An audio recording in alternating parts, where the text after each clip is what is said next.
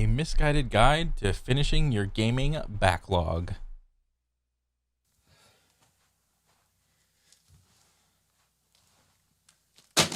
Bro, what is this man doing with all these physical copies of games? What are we? Are we in like the year 2000? Like, what are you doing with your discs?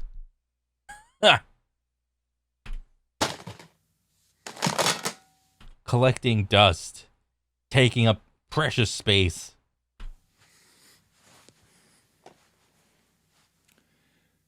Hi. Today we're going to be talking about a lot of hectic, potentially stress-inducing realities about clutter, which is why today's sponsor, the Ridge Wallet, fits perfectly with the subject matter. Because, my friends, my gaming backlog is not the only thing in my life that is out of control. In the past, my wallet and keys have felt like an absolute crisis. You want to know something? I never had a gaming backlog whenever I bought physical copies of games, because the moment I got a physical copy, I would just play the living shit out of it until I was done. It's only that when I switched to PC and download all these like launchers and shit, Steam, Epic, the Blizzard Battle.net thing, what else? Epic. Did I say Epic? I don't know. It's like all these launchers where it's like, come to our launcher. We're offering sales. Come to our launcher. We're offering free games. You know, it's only when I moved to PC that I started collecting a just stupidly large amount of like backlog games that I think I'll eventually get to, maybe. Cash, cards, receipts, keychains, keys to my grandparents' house that I got back in 2007. I used to feel like a janitor with a textbook in his back pocket until I discovered the Ridge Wallet and key case. I've been using the Ridge Wallet for around 5 months now, and I simply love the minimalist finish, the way my cards slide seamlessly in and out, and frankly, the total lack of feeling as though I'm carrying around a ham sandwich. It holds up to a dozen cards, plus room for cash, comes with a lifetime warranty, and much like the Ridge key case, is available in a variety of colors and styles. The key case, by the way, has been a delight. It took what formerly felt like a chandelier of scrap metal and turned it into something sleek that fits snugly in the palm of my hand. If you're ready to declutter and add some elegant simplicity to the items that you'll be using literally on an everyday basis, don't miss out on up to 40% savings through December 22nd by going to ridge.com/DarylTalksGames. The holidays are right around the corner, and the Ridge has a lot more to offer than just what I've talked about here. That's ridge.com/DarylTalksGames. Thanks again to the Ridge for sponsoring, and without further ado, let's start the show. Hell yeah. Since the dawn of humanity, mankind has had a natural talent for a great many things. We are infinitely expressive through art, music, and literature. We boast unparalleled athletic potential and mental determination. Historically, our scientific innovation has led to remarkable achievements. We put a man on the moon and the moon on a pie. The human race is impressive in many ways. In other ways, not so much, like plugging in a USB cable correctly on the first try without having to flip it, exerting self-control in the presence of free birthday cake, or remembering to floss our teeth regularly, or really ever. But for all of our shortcomings, there is one flaw that has plagued gamers since the year 1958, when on one fateful afternoon in Brookhaven National Laboratory, an undergraduate student saw this on display. A game called Tennis for Two, generally thought to be the very first video game. Jerry looked at the screen. I've decided this kid's name is Jerry. Jerry looked at the screen, smiled, and thought, damn, I've got to play that.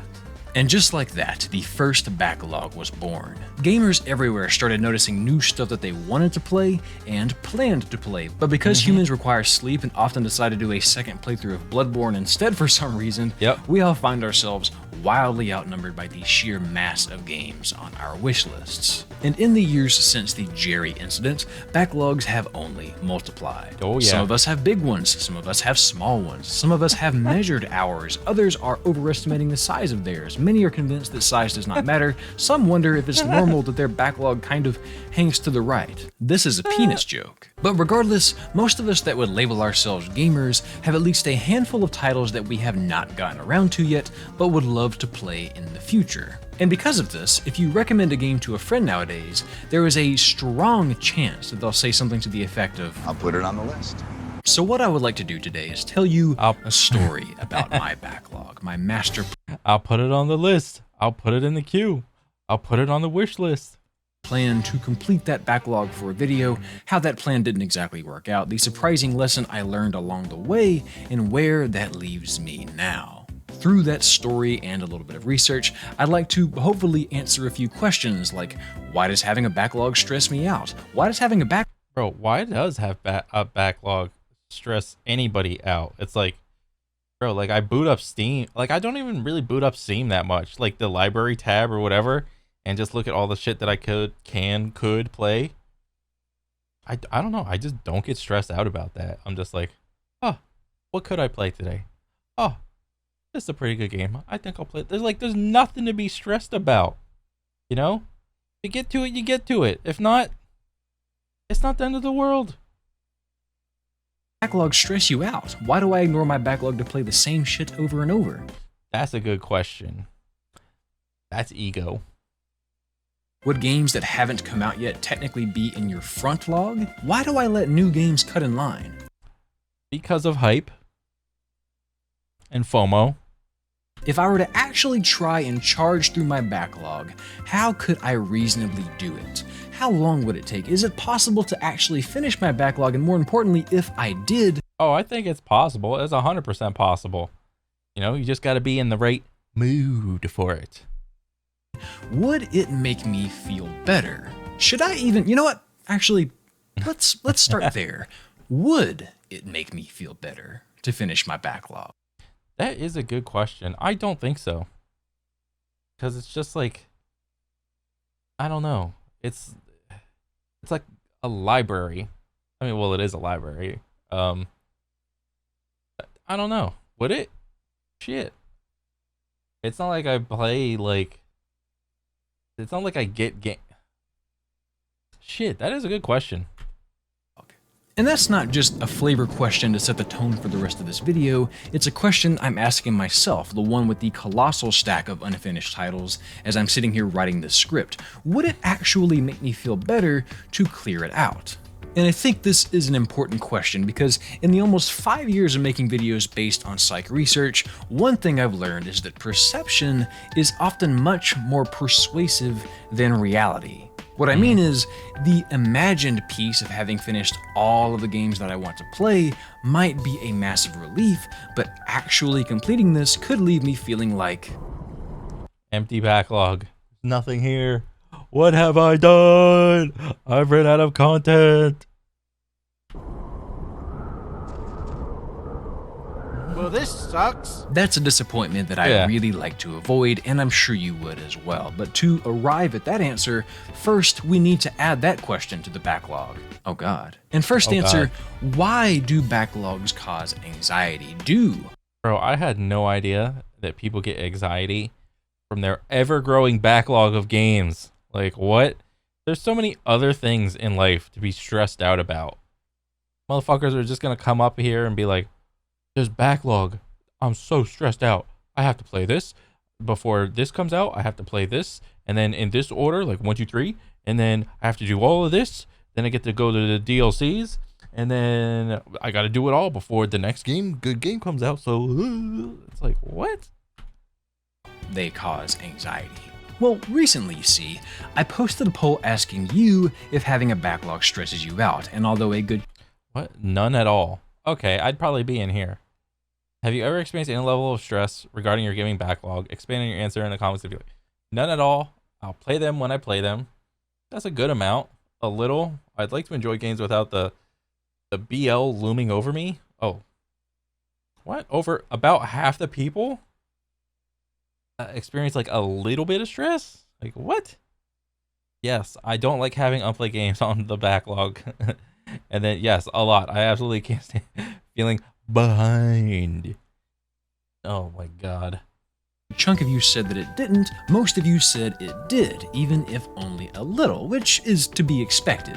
You know, not many of us are sitting at the house panicking because we still haven't played The Witcher 3. Yeah. If this is you, just breathe. But yeah, there is at least kind of a general unease that having an unfinished backlog creates for a lot of folks. Not everyone, mind you, but for some, sort of a bad taste in your mouth when maybe you boot up a new game and wonder if this is really your best current option, or retreat to a comfort game simply because you can't decide, which further pushes away your ultimate goal. Those unfulfilled titles sort of breathe down the back of your neck, and I think that's almost certainly, partially, probably, maybe a little bit due to something called the Zeigarnik effect. What? Which is something I've definitely never talked about before. Way back before the era of the backlog in the 1920s, Russian psychologist Bluma Zeigarnik ran a series of experiments with both children and adults, where she would give them puzzles and other little tasks. She would allow half of the participants to finish what they were working on and made the other half stop in their tracks halfway through. Guess which group we're talking about. And do you know what happened? The subjects that were interrupted remembered much more of what they were working on than those who got to complete their tasks. When things were left incomplete, they were left stuck in the people's noggins, almost like an earworm, a song in your mind that you can't seem to get off repeat. Unattended notifications. Bro, I forget what games I have in my backlog. I barely go in there. I only go in there when I'm just like, I don't know, when I'm done with like a game that I'm like trying to beat on like the hardest difficulty or something, which is like very casual. On your phone are distracting for the same reasons. If something is left unfinished, we have a tendency to... So anyways, this Zeigarnik effect is the real deal, and it's been replicated in research over the years. It's used in advertising, it's used in educational settings. There is research suggesting that in some situations, it can even impair your sleep. Again, buddy, deep breaths. And I think it is a pretty substantial factor in the stress that the backlog causes for a lot of us. As soon as we've seen that trailer, played that demo, heard a friend sell us on it, and decided we're going to be picking it up, that's generally enough to make a game feel like a loose end. And so long as it sits collecting dust, it'll be tough not to think about it when we're spending time playing anything else. So, another mystery solved. No. Well, yes.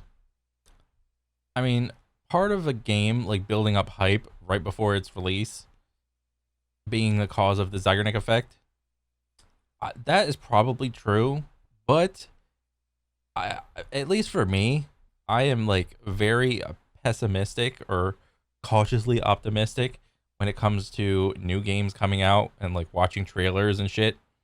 It's like, there have been so many good games that have came out, or no, not good games. There's been so many bad games that have came out, or like games that I used to play and they're just like bad now. I'm just like, I could just sit like beside myself when it comes to like certain games and my choosing of like whether or not to play them. I'm just like, meh.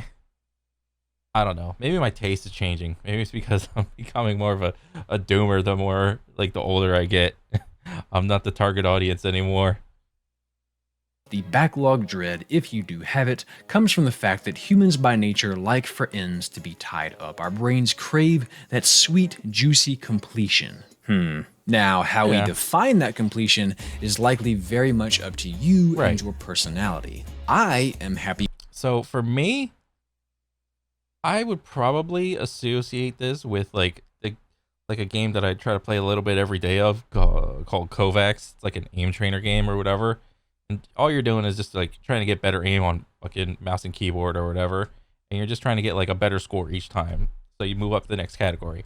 I mean, that's probably what I would associate like myself like trying to do. As far as like stressing out a little bit or it taking up a little spot in my head or whatever. So I can get that. Once I roll credits, see the story to its end, or just feel like I've had my fun. Others are not happy until they've grinded for every ending, every side quest, and every secret boss. Some of us, yeah, that's like the whole completionist thing, are completionists. We can't tick that box and finally forget about a game until we've done everything. These people, I'd bet.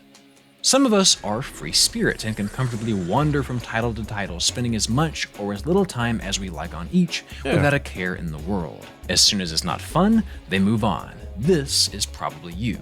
And a lot of us, myself included, fall somewhere in the middle. As far as why we are this way, well, those videos have already been done, but this is probably why the backlog does or does not rustle your jimmies.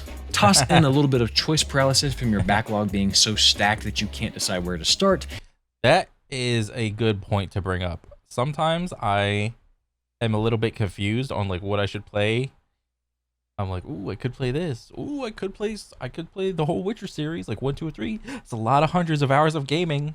Do I even want to put that much time investment in? That is a lot of time.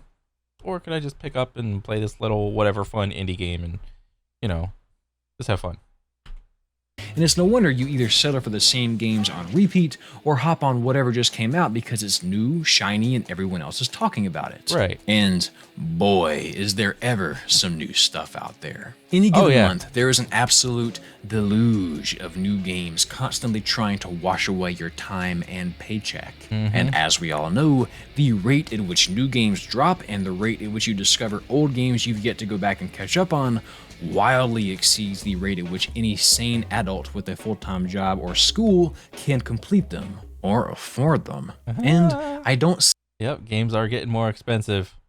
say that without evidence. Because my master plan to tackle my backlog was to properly organize and complete it in 1 year's time.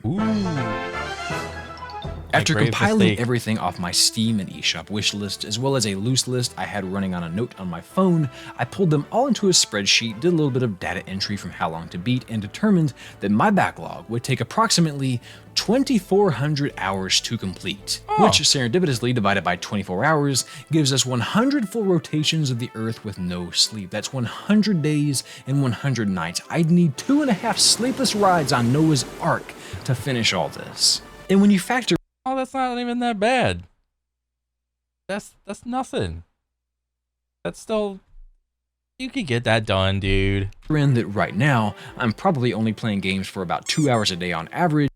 Oh, well then, yeah, that's gonna take forever then. That's 1,200 days. Over 3 years it would take to finish this iteration of my backlog. Because you see, How Long to Beat does not compile everything that has not come out yet. It does not compile everything that is yet to be announced. It does not take into account my abysmal aptitude for Souls games or that Sekiro is going to take at least one Noah's Ark for me to beat. But as a YouTuber, I live for new shit to talk about. I need examples and inspiration and footage. So I was determined to get this backlog down. I stuck to my guns. I was going to stuff this thing out in 1 year's time, despite this ridiculous time estimate.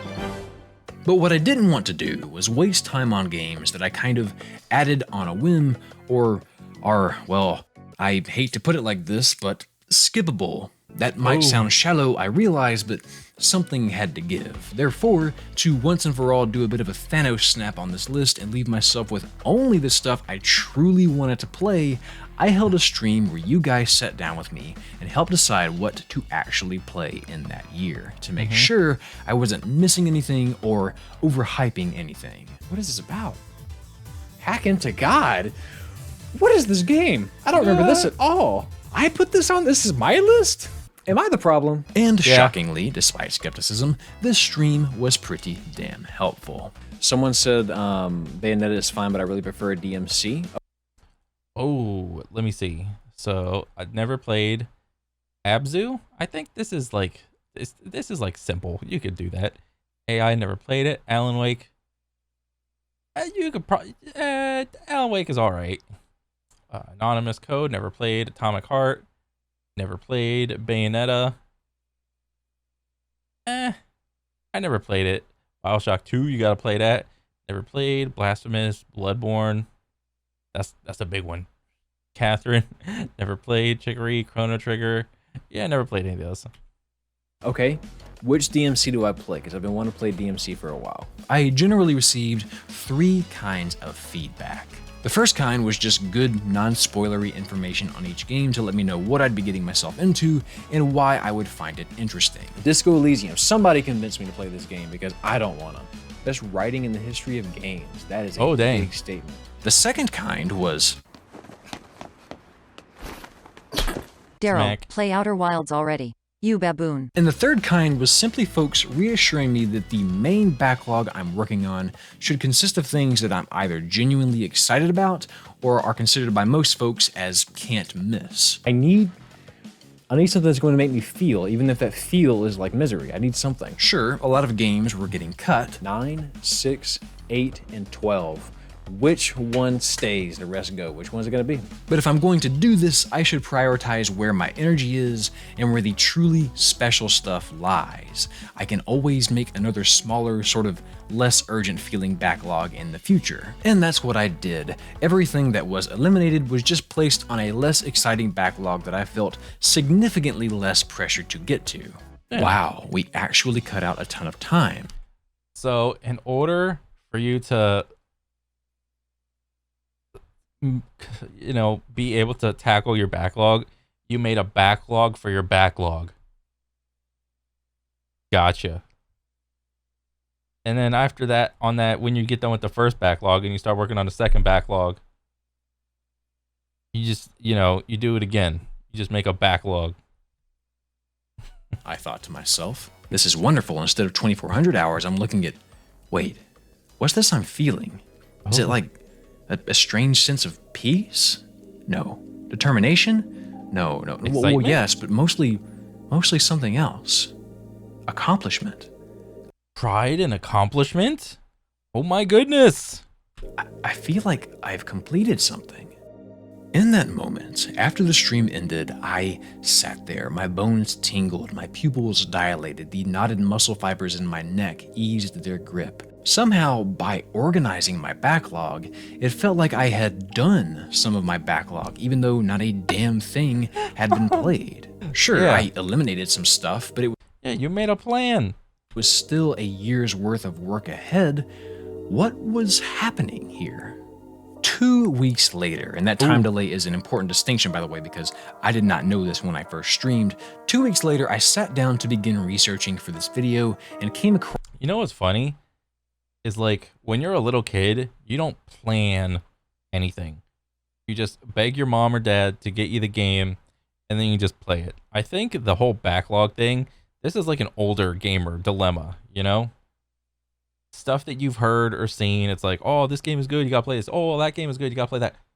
This is like an older gamer thing, you know? Because the thing with kids, like you gotta understand, they don't give a shit about your favorite game or the good game or whatever, like the good game that was that happened back then.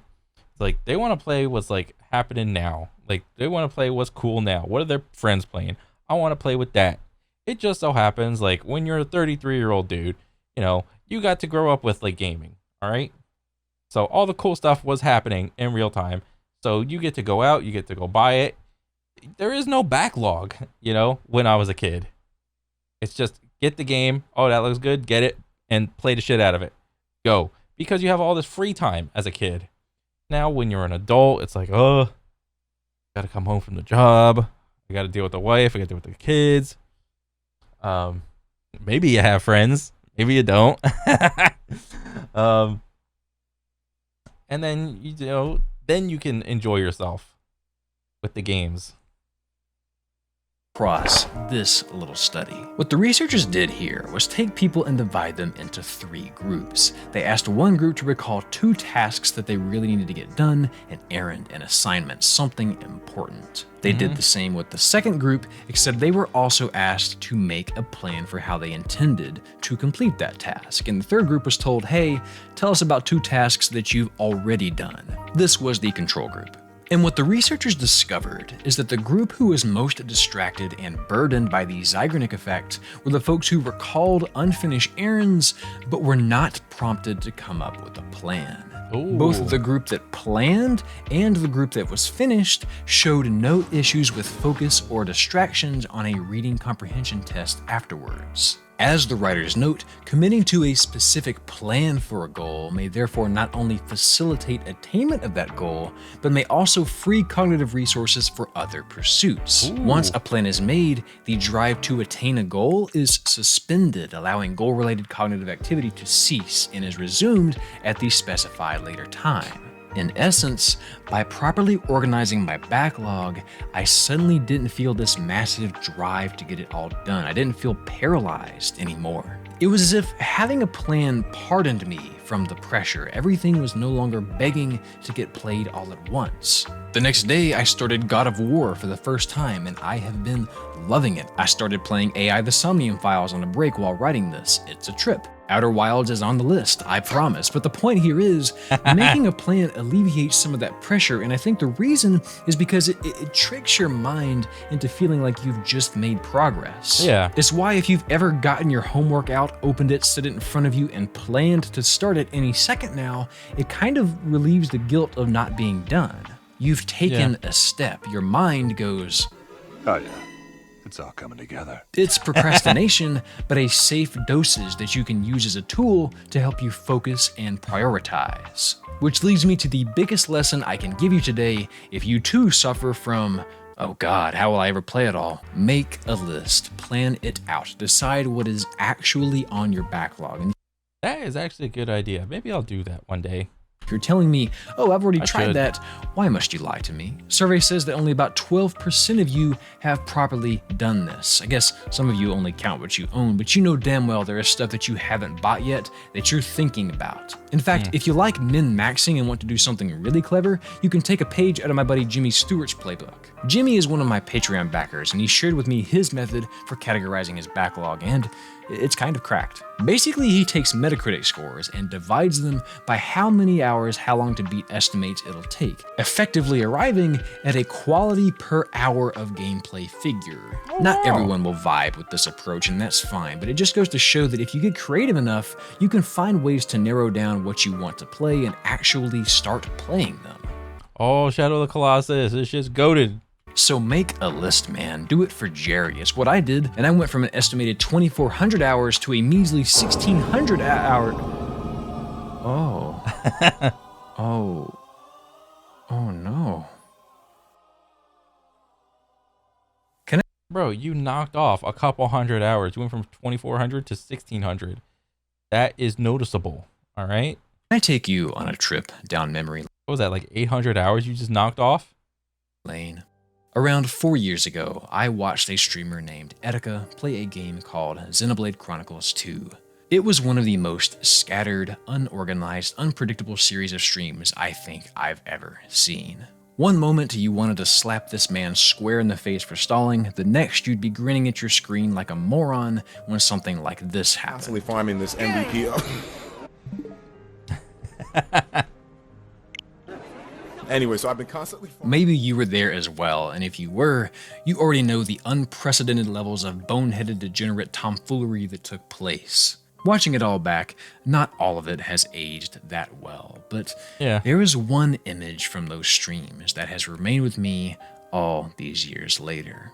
In Etika's final Xenoblade 2 stream, he finishes the game. Lots of yelling took place, lots of tears were shed, lots of realizations were had, but to me, the most memorable moment was likely the quietest one.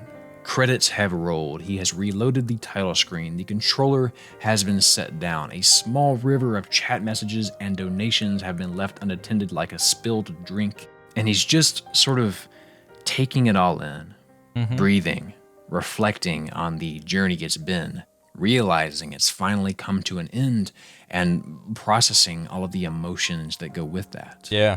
And let the record show, Xenoblade 2, not a game many people cried at, not a game many consider a masterpiece or even I never played Xenoblade something Chronicles. they can take seriously, but in this moment, this man was truly moved by a game that you could tell meant a lot to him. Streamers often play things up for the audience, of course, but something tells me that there was no faking this. I think that this clip captures a moment we have all had at some point or another when finishing a game. Being completely and hopelessly captivated. Yeah. allowing a title, regardless of its reputation or Metacritic rating, to simply sweep you off your feet and take you on a ride like you never thought possible. I had a lot of these moments as like a little kid, but like this stuff happened like regularly to me. Regularly. You know, because, you know, I would get a game, just play through it, and then just sit down when it's done. You know, a lot of the early Assassin's Creed games, when each one was like getting better than the last or whatever. But yeah, there's a lot of games that did that to me. Like the Mass Effect series. The Call of Duty campaigns. You know, because, you know, back then the campaigns were good. And that's the kind of game I think we're all after, and why it's so hard not to add things to your backlog. What if this is the one you've been looking for? You never know when a silly little video game is going to sneak up on you and hit you this hard when the credits roll, and after having experienced it yourself once and relating to it, or seeing someone else have it and then wondering what it would feel like, I think for all of us, this is what we crave. Why we game. I always think of that meme of the guy or the horse standing on the beach looking out of the water, and the caption just says, "Man." Recently, my wife Callie and I visited Yellowstone National Park with some friends, and Callie captured this picture of me dramatically looking out at Yellowstone Lake. When she showed me, my brain immediately registered the picture's memeability, so naturally I chuckled and posted it to Twitter. People understood the assignment, but I feel that. I want that. Yeah. We want that. I think that is the ultimate goal of any backlog, to find the gems, to find the shit you wish you could forget just so that you could play it again blind. To be amazed that it took you this long to play it, to think, man. Etika passed away in 2019, and it hit me hard. He's the reason at the end of my videos I always say, And of course, as usual, please have yourself a damn good one. I am out of here. and since he's been gone, I've thought about that stream's ending a lot. His death oddly recontextualized that ending for me. Life is sometimes long, sometimes short, but it is finite, and there are only so many times in life that we get to be this completely enamored with a story, with a person, with a moment. At the risk of sounding ridiculous, the backlog might be more than just a list of games we all want to play. I think it's symbolic of the ambition to live a life we can look back on fondly. Imagine that all of the wonderful things you could ever possibly experience in life were suddenly on a list sitting in front of you, and it was up to you to make them all happen. When we view life like that, there is almost a desperation to do it all. That list has an end. If it's too long, we won't get to it all. If it's too short, we didn't make the most of our life. If we aren't careful, that ambition to live our best life can sour and turn into an apprehension and a fear that we aren't doing enough, which of course distracts from the actual goal. These are the things that went through my mind when I realized there was still 1,600 hours after all that cleanup. Bro, you can easily do that. What are you bitching about? That is 800 less hours than the beginning, all right? You cut it by like a third. Especially considering that doesn't include all the new games I want to play in the next year that haven't come out yet. This is where it all went terribly wrong. I look calm on stream, but inside, I am having a nuclear meltdown. All hope is evacuating my body. Dread in the form of corium burns its way deep into my soul. However, I am still very much doing this. Yes, making a list helped. Yes, this is a dumb idea. Yes, by rushing through these games, I might be ruining the experience for a few of them. Or at least, I thought that. But I mean, when you make a big list like that, it's good you make like a big list or whatever. But like, once you have like the big list, from that, all you need to do is like, what are you gonna do next? What's your next immediate step? You know? And then you just start. All right? Quit wondering how you're gonna start and just start somewhere. You know? Get the ball rolling. You'll figure it out. All right? It's not that complicated. not anymore, and here's why. One of the biggest lessons I've learned in the past year is that not finishing games, for me at least, is okay. Well, that's an EA game. You know, nobody gives a shit about that game. Confession. I never rolled credits on Neon White. I never finished Metroid Prime when I started it for the first time last year. I never finished Axiom Verge. I never finished Axiom Verge. I have not finished a lot of things, and the reason for that is, if I really wanted to, I would have. The fact that I didn't tells me all I really need to know. Now, that said, they were all delightful in their own way, especially Neon White, but I just kind of had enough. And oddly, that doesn't bother me now, even if it did a little bit then.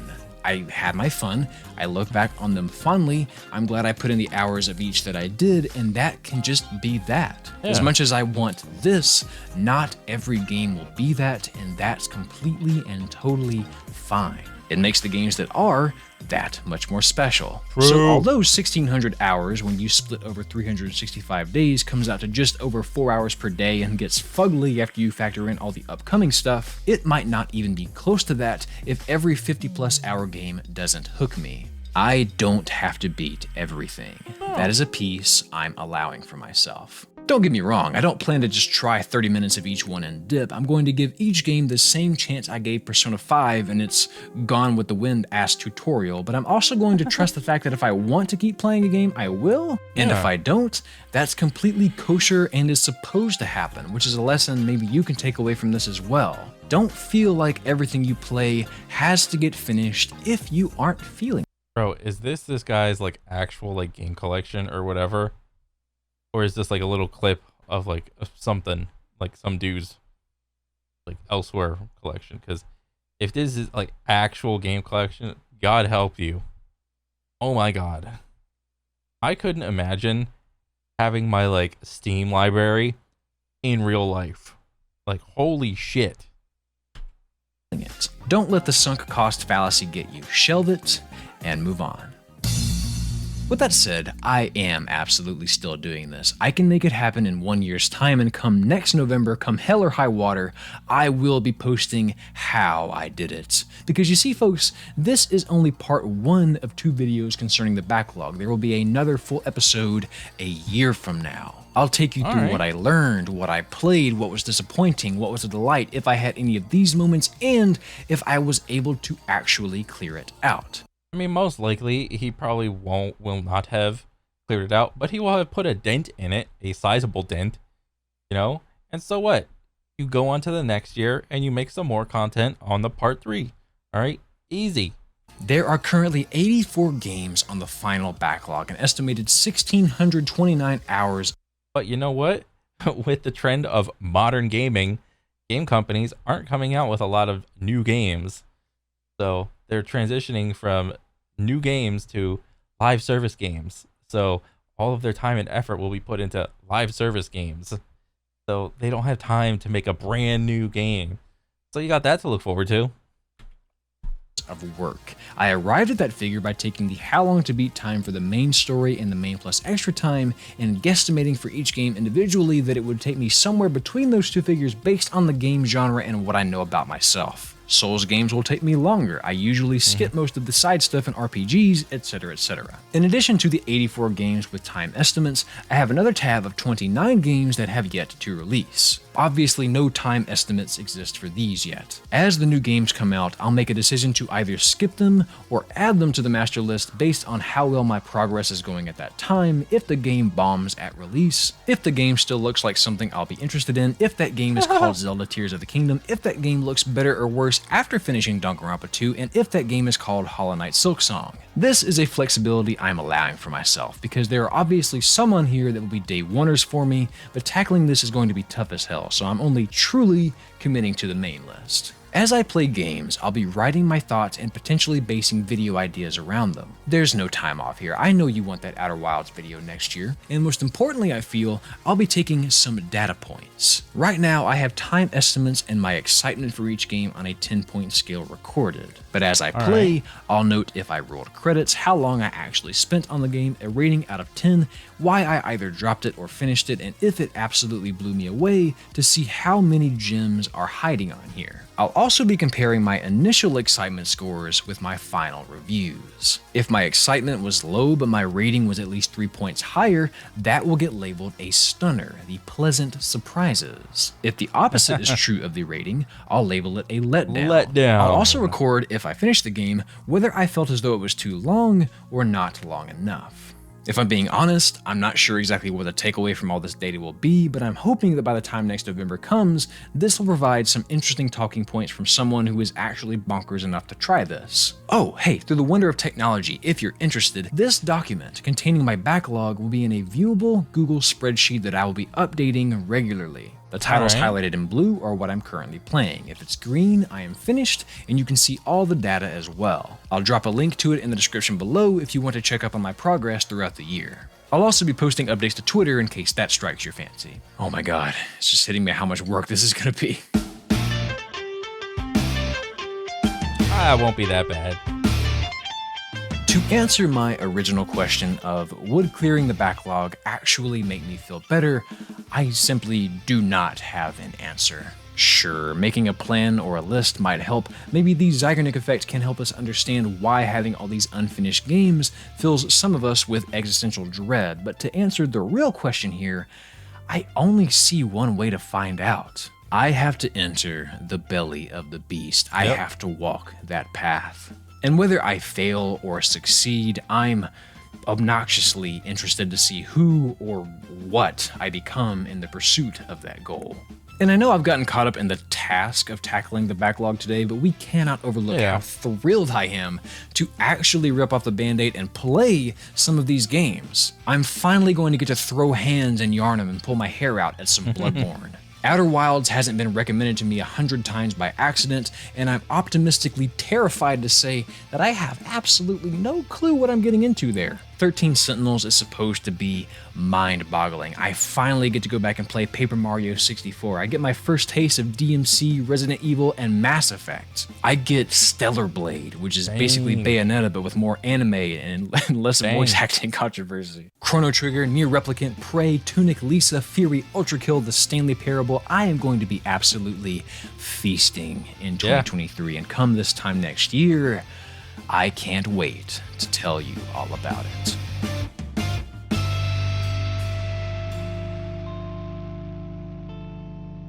All right. Thank you so very much for watching today. It was a delight to hop into this topic that I've been thinking about for, honestly, years now. I thought about quietly